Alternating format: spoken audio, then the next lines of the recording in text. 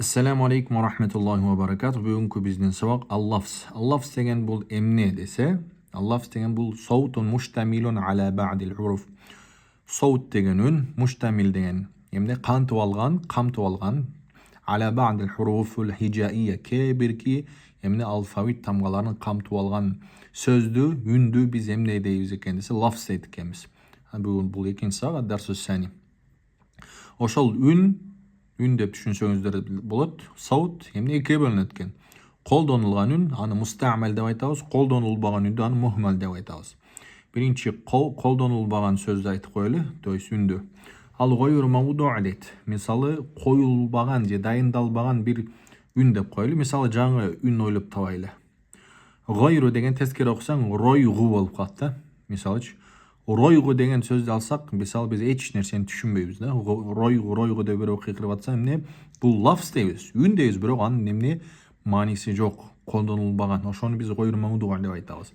Мисалы зайдун деген сөз тескеринче окуп койсок, дайзун дейсек, дайзун дегенден эмне бир пайда дагы эчтеке түшүнбөйбүз. Значит, бул колдонулбаган саут үн экен болуп эсептелинет. Колдонулган мустамал болот. Ал мустамал деген бул эмне десе, мустамал деген колдонулган. Ал мавду' деген дайындалган, коюлулган. Мисалы ручка деген өзү үн да, ручка дегенчи.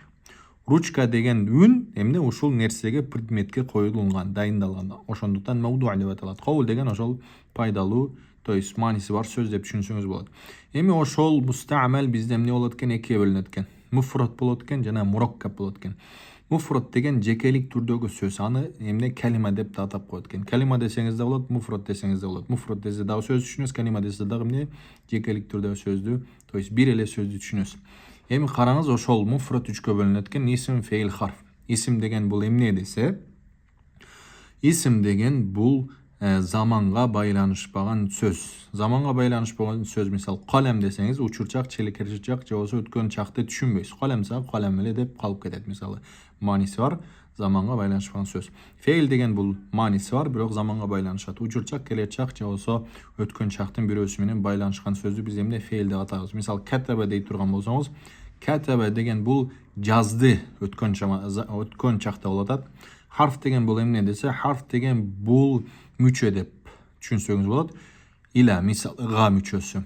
Харф эмне башка сөзгө кошулмайынча мааниси чыкпаган нерсени биз эмне харф деп айтабыз. Харф деген мындайча айтканда, ал мааниси дагы жок.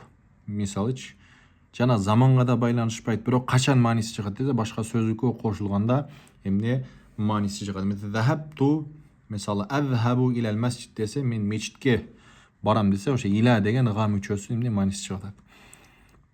Кийинки мураккаб. Мураккаб деген бул эмне десе, бул эки сөздөн же андан көп нерседен куралган нерсени биз мураккаб деп айтабыз. Мураккаб деген экиге бөлүнөт, таам болот, анан нақис болот.